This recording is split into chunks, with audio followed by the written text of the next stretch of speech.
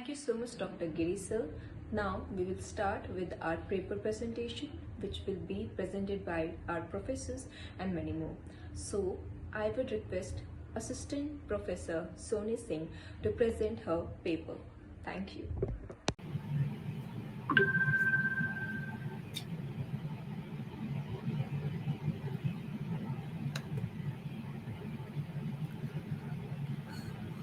Yes, a very greetings to each and everyone and welcome you all in ZS City's Thakur Shyam Narayan Degree College. Yes, now we are going to start with our paper presentations. We have many presentations lined up and it all has been divided into total 5 technical sessions. Okay, so here our first technical session begins with my paper presentation. Okay, myself, Assistant Professor Soni Singh, that is coordinator for BMS and BAF, would like to present my paper on the topic challenges faced by garments manufacturing SMEs in Mumbai suburban area. Guys, here what we are going to learn is all about the challenges, the problems, the difficulties which is faced by the garments manufacturing SMEs. Okay, yes, definitely the limitations of this is only that I'm going to study the area, specific area, that is Mumbai suburban area. Yes, next, that is introduction. The Indian textile sector occupies an important place in the Indian economy. This is one of the oldest and most significant industries in the country. India's textile industry is an attractive sector that is poised for growth most of the multi-fiber agreement region. The industry enjoys significant strengths and advantages such as availability of raw materials, labor, large domestic market, and supporting government policies to a certain extent. Okay, basically, garments manufacturing is the prominent and the important for this industry of textile. Okay, if I'll just tell that Indian SMEs in textile sector have to be competitive and commercially viable. Coming to my objectives of the study, this research is an effort to highlight this industry, that is garment manufacturing, and to study the challenges faced by garments manufacturing SMEs in Mumbai suburban area and to get a clear picture of entrepreneurial activities and self-reliance in the field. Proceeding with my next slide, that is research methodology. Sample selection, that is to conduct the study, 15 small scale enterprises and 10 startup ventures, garments manufacturing SMEs in Mumbai suburban area were selected. Tools were the development. The interview schedule was developed according to the executives of the enterprises. After finalizing the schedule, personal interviews were conducted for the collection of information from the owners of the garments manufacturing SMEs. Data analysis, the information gathered was tabulated and was analyzed by using percentage and frequency data distribution for clear interpretation. Yes, I have not yet displayed my questionnaire but as we have the limitations of time uh, to complete the research paper. So, here proceeding with my findings. The preliminary result of the analysis based on the interviews highlight some elemental changes faced by the SMEs and the entrepreneurs, which are frequently overlooked. Interviews were used as a tool to document both individual and commutative effect of challenges endured by an entrepreneur. The challenges have been tabulated with the help of percentage and frequency distribution methods such as that they can be weighed and can be interpreted easily. Proceeding with my next slide of findings, the research classifies that the challenges on the basis of their nature into the following categories. Okay, these are the five categories: personal, cultural, and social, logistical and financial, managerial and marketing, technology and knowledge, and at last, government policies. Coming to the next slide, proceeding with my conclusion that this research helped the reader to gain insights into the challenges faced by the SMEs. It sketches out a systematic and categorical system of understanding these threats to the industry's functioning and existence, such that further research can be done to investigate potent solutions to address the dire situation. The research highlights key elements such as the importance of finance in the sector. It asserts that perhaps availability of finance is not as much of problem as repayment of it is. Proceeding with the last slide, that is additionally, it has also been beneficial for the SMEs to form clusters such that cooperation can promise sustainability of the industry through regular interactions and discussions. Okay, thank you for your valuable time and listening me so patiently. Yes, here is my thank you to all of you. Yes, now we have lined up with many of the research paper further. Okay, so thanks to all of you for listening so patiently.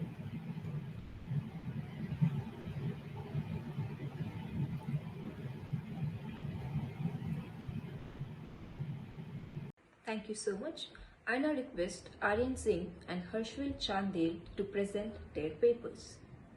I, Aryan Singh, along with my partner Rishi Chandel, are here to present you our research work on the topic retail marketing by H&M. Hans and Moritz, which we also called as H&M, focuses on building a strong brand image, which is their main goal since their foundation in 1947. Today, H&M has grown universally as a big fashion brand, having around 2,300 stores in 41 different countries. One of the main aspect of H&M is to provide customer satisfaction and quality assurance. Today, H&M is regarded as the best garment retailer in this market segment. Further on, we'll study how H&M became one of the biggest garment retailers using the best strategy to construct their brand image. Our objective of this research work is to analyze the retail marketing at H&M to find out their problems and to also provide solution to their problems, especially in the Indian market. So H&M was established in the year 1947 by a early person in the Västerås area of Sweden. In its early days, H&M used to sell only women's clothes, but after acquiring Morris and Whitefrost, it changed its names to H&M. It first recorded its sale in the Stockholm Stock Exchange in the year 1947 and opened its first ever store outside the Scandinavian area in London in 1976. Its expansion continued throughout the Europe and opened its first online portal in the year 1998. The first ever store opened by H&M was in New York on 31st March 2000. One of the main aspects is that it was placed as 21st most important brand and is valued over 12 billion dollars. I would further like to invite my colleague Rashi Chandra to carry on. We followed survey method to collect data from our customers belonging to various backgrounds. So next, based on response, we noticed that majority of our audience were aware of H&M, which is quite impressive. Around 42% of our audience were happy with the products and would recommend it to their friends, family and colleagues. Next is quality provided by H&M. Around 60% of our audience were satisfied with the quality offered. A bit of a concern was majority of them agreed that H&M products come across as a bit overpriced. The customers preferring H&M as other brands indicating the marketing success. Online promotion of the brand popularized H&M among the young targeted customers. H&M should have the option to convey garments to the clients who purchase online, improve their applications to make it more user friendly. H&M should expand their product range to cater people from all groups. A major drawback of H&M in Indian market is lack of variety offered, which does not satisfy the Indian consumers. They should make an effort to provide the product according to the taste of local population. H&M relies on heavy digital commercialization. They should work more on promotion to reach large number of customers. So I would like to conclude our research by praising H&M and their retail marketing strategy, which helped them become successful, which started off as a niche Swedish boutique. They have thoroughly exhibited the market supply structure shouldn't be expensive and that you don't have to pay a premium to dress richly. I would like to conclude our research by saying that H&M struggles to retain its customers in today's highly competitive market. Thank you. Thank you so much. I now request Shivam Singh to present his paper. Hello, this is Shivam Singh from SYBMSB division presenting assignment on why franchising business is a smart business solution. Let's talk what is franchise business. There are few contents. What is franchise business? Is a process through which an independent business owner can achieve the right or authority to use a successful brand name. There are types of franchises like manufacturing franchising. It is means like that we can manufacture on goods on behalf of any brand. Business processing franchise is like we can sell services of a brand, and product franchise is like we can sell products in on behalf of brands. There are few advantages of franchising is like we have a brand business assistance from the brand, we have brand recognition, low failure rates and a good profit margin and lower risks, and there is a built-in customer base because of the brand. And we have some of the disadvantages also. We have restricting regulations because of agreement of franchise. Second is initial cost and ongoing investments, potential conflict and lack of financial privacy because we have to share everything from the franchisor. There is a conclusion behind that.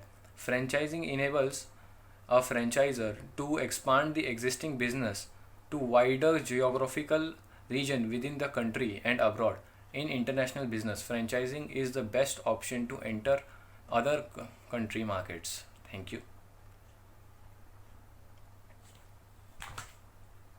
Thank you. I now request Piyush Kamble and Hamza Halai to present their papers.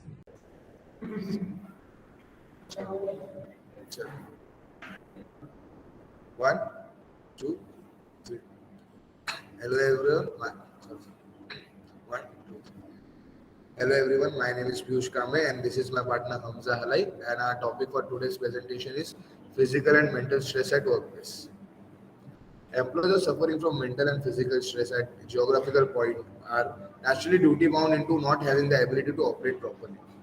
This analysis paper provides us with information regarding work stress, factors within the operating setting that cause nerve-wracking scenario. The data highlights the work stress associated in nursing and its adverse effects on the physical and mental stress of a worker. Stress is defined as a state of mental or emotional strain caused by adverse circumstances. At one point or another, most people deal with feelings of stress. In fact, one study found that 33% of adults reported experience high level of personal stress. When you feel overwhelmed at work, you lose confidence and you may become angry. Effects. In response to those stresses, your body automatically increases blood pressure, heart rate, respiration, metabolism, and blood flow to your muscles. Stress affects your ability to remember things you already know, to process new information that you are learning, and to apply to analytical situation and physical tasks that requires concentration. How to deal with stress? Cast a wide net, be proactive, advantages of technology, follow your interest, seek out peer support, improve your social skills, ask for help.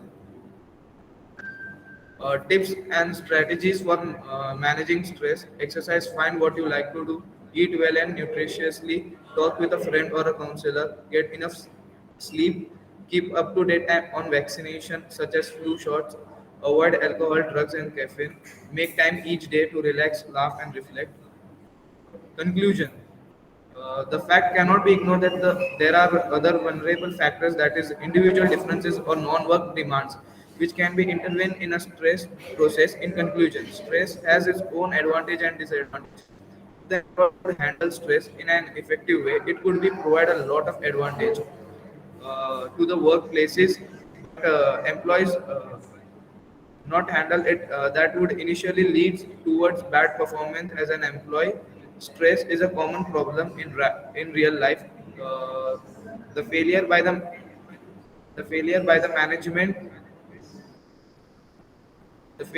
management to inform the employees of any impending changes is like to result in stress. Thank you, everyone. Thank you.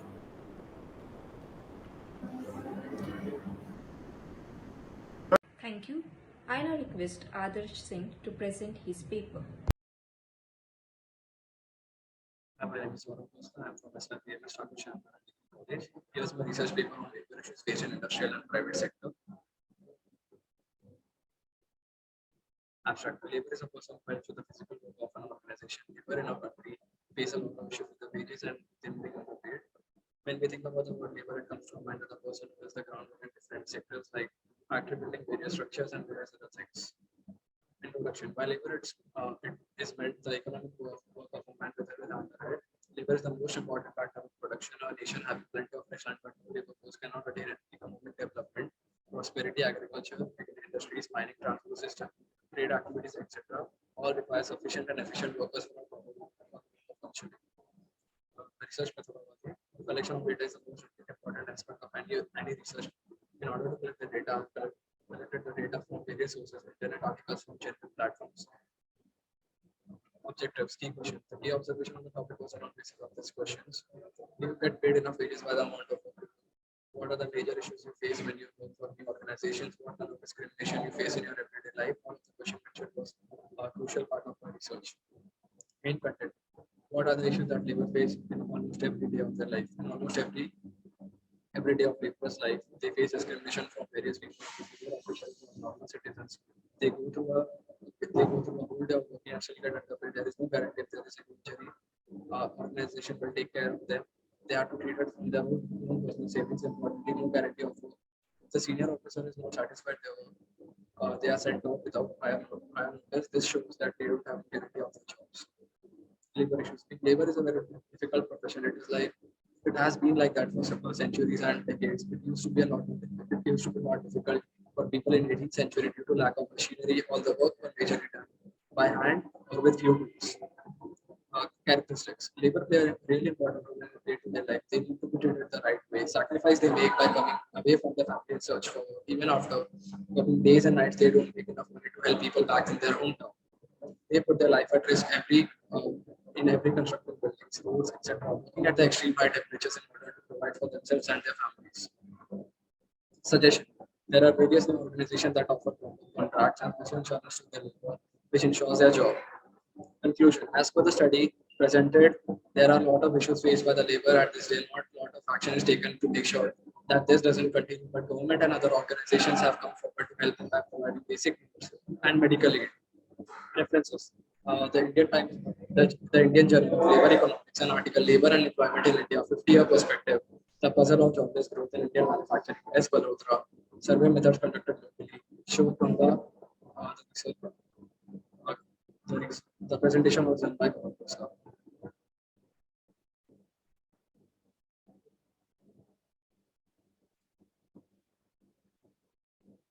Thank you. I now request Himanshu Singh and Sakina Badshah to present their paper. Greetings to one and all. My name is Himanshu, and today I'll be talking on this topic of the impact of behavioral finance in Indian stock market. Behavioral finance is a study of psychology and sociology on the behavior of finance practitioners and subsequent effect on the security market. It helps us understand why people buy or sell stock without doing fundamental analysis and behave irrationally in investment decisions. A financial system, often known as a financial sector, acts as a mediator facilitating the transfer of funds from wealthy to shortfall sectors. Many individuals mistakenly believe that trading and investing are identical things, but they are not. Investing occurs when a person purchases stocks with outstanding fundamentals and returns them for the long term. Greetings of the day. My name is Sakina Badshah, and now I'll explain you the difference between trading and investing. Trading and investing both involve seeking profit in the stock market, but they pursue that goal in different ways. Traders jump in and out of stocks within weeks, days, even minutes with the aim of short term profits. They often focus on a stock's technical factors rather than a company's long term prospects. What matters to trader is which direction the stock will move next and how the trader can profit from that move. Investors have a longer term outlook. They think in terms of years and often hold stocks through the market's ups and downs. There are two types of finance, traditional finance and behavioral finance. Traditional financial theories assume that investors are rational and risk averse and hold diversified optimal portfolios. On the other hand, behavioral finance is predicated on understanding how people make financial decisions in practice. To conclude, why do investors make illogical financial decisions? Behavioral finance explains why. It reveals how investors' emotion and cognitive errors influence the decision making. Thank you.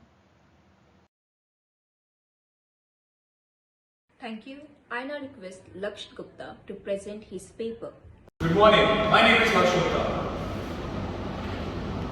and my research study is on management strategies of the Vienna Mall during lockdown and post-COVID-19 lockdown.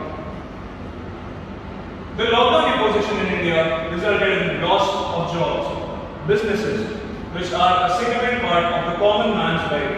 It also affected business of the malls in an unfortunate way. This study is to investigate the effects of lockdown on malls. The objective of the study is to study the management strategies of the Vienna Mall, to study how the Vienna Mall tackled lockdown, to study the response of the consumers, to know if the consumers prefer e-commerce or shopping malls post-lockdown. A group of people were asked, which business would you prefer buying from post-lockdown? The response was that 7 out of 10 people prefer to buy from e-commerce. The same group of people were asked, which business would you like to start in the near future? E-commerce or retail? The response was that 6 out of 10 people went for e-commerce. So according to this survey, we get a hint that people want to change to e-commerce. Problems faced by shopkeepers was a lot of small retailers faced a lot of losses. Some even lost everything. Retailers who had shops in malls were backed by the mall owners, but in some cases, situations didn't lie in the favor of them. So, bouncing back was hard for most of the retailers because of insufficiency of funds, increasing prices of goods, but still, retailers broke the savings to stay in the market and continue business.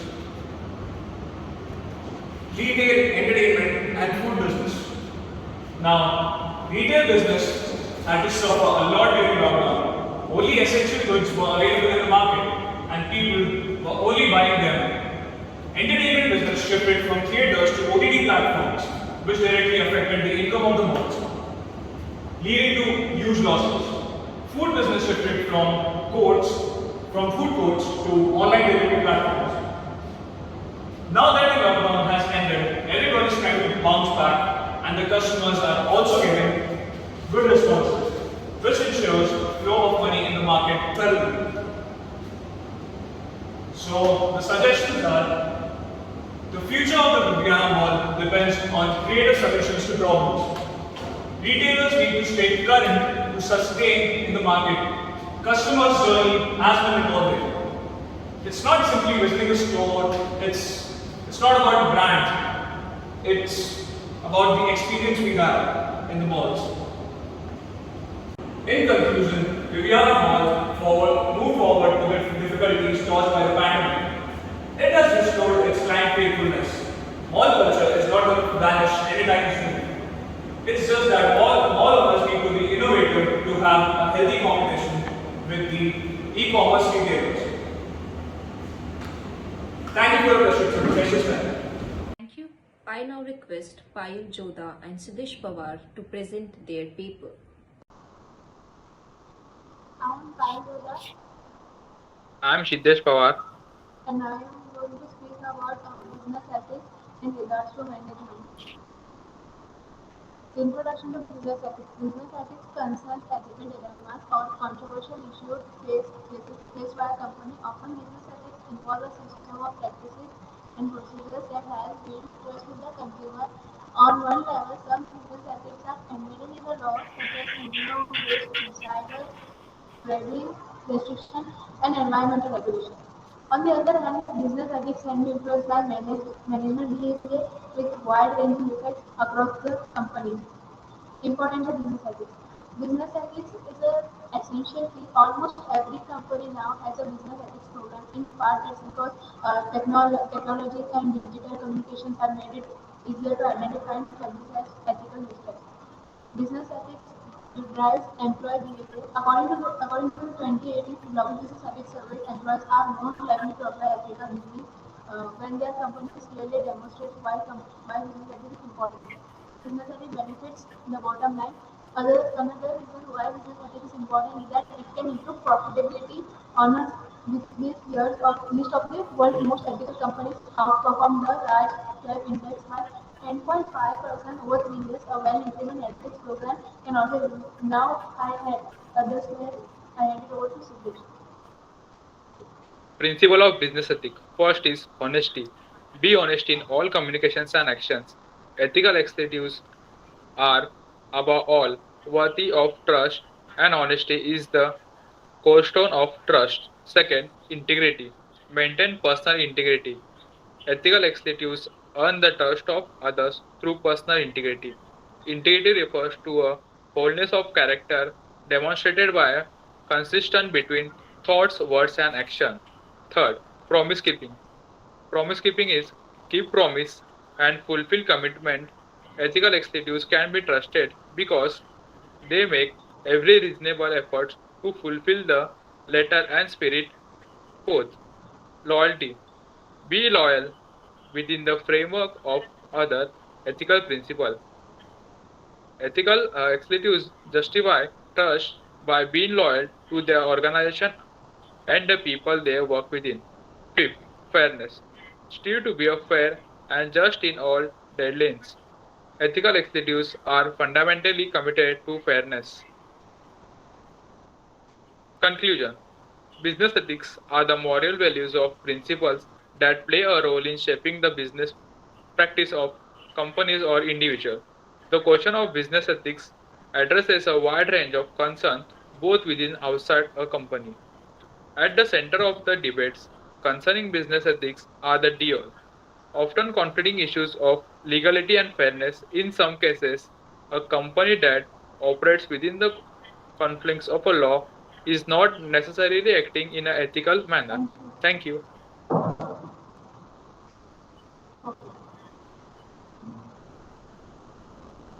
Thank you. I now request Virali Tiwari and Pratyush Thakur to present their paper. Good afternoon, I am Virali Tiwari, roll number 112, and my topic for this research is sexual harassment of women in the workplace.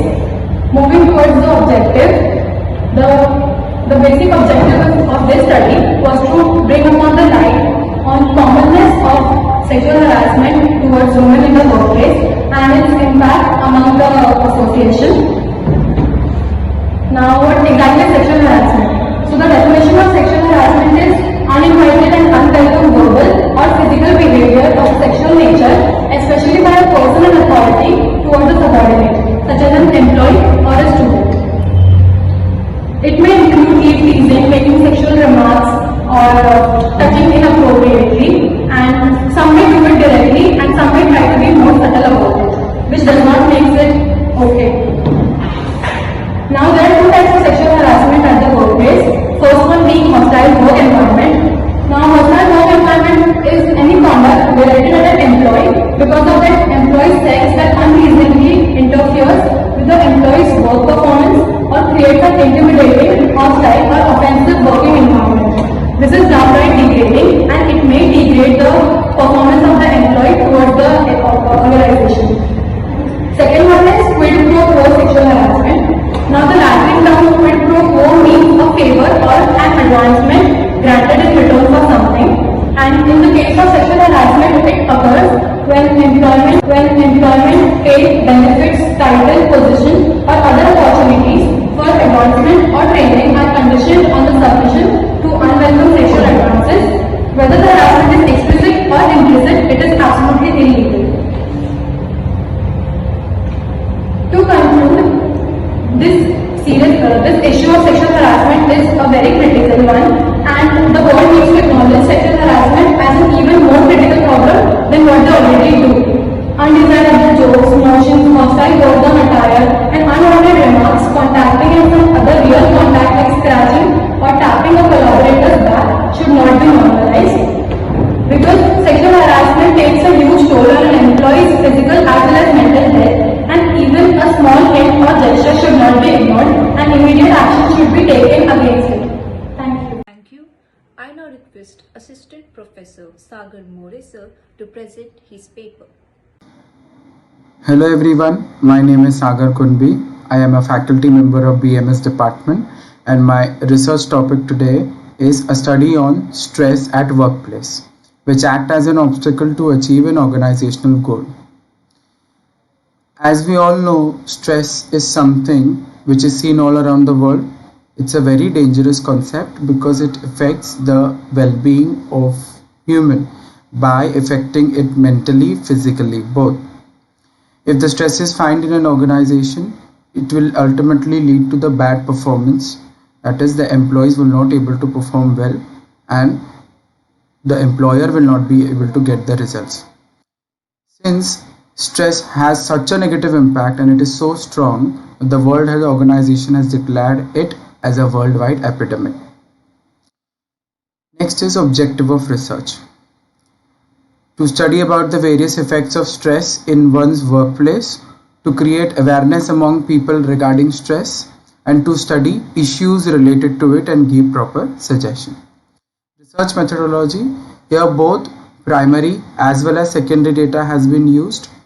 Primary data is done through survey method where questionnaire is prepared through Google form and has been distributed to respondents. These are few survey questions from the questionnaire. First is, how stressed do you feel on daily basis during your job on the scale from 1 to 5, to which the respondent has replied. What are the major causes of stress at your workplace?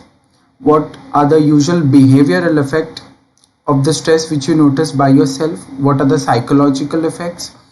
What are the physical effects? What are the social effects? And what personal method which they use to relieve their stress? And what preventive measures or ideas should an organization use to create stress-free environment? These were few questions from the questionnaire. After the respondent replied, we found that from the survey, there were many people who suffered from this epidemic known as stress.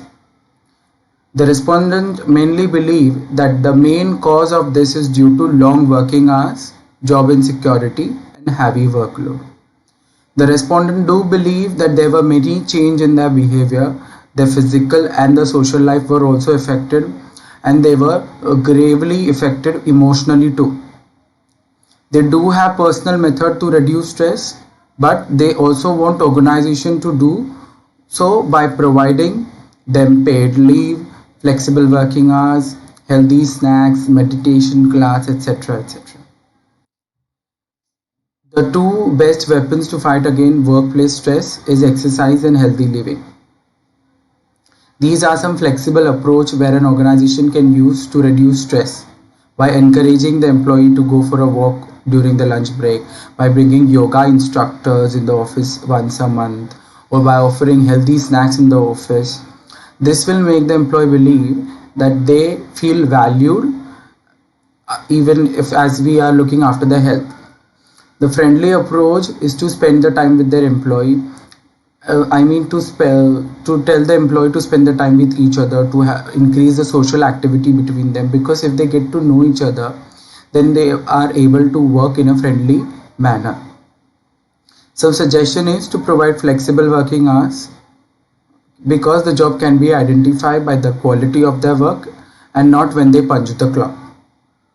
Many suggested that people with stress relief break, they should be provided stress relief break. That means they need some nap in between, or they need some massages, they need some lounge space. There's a perfect place so that they can drift themselves apart from the chaos of the daily routine. Even just by recognizing or praising the employees also, we can make them feel special, happier, more comfortable, and in turn lowering the stress level. Thank you.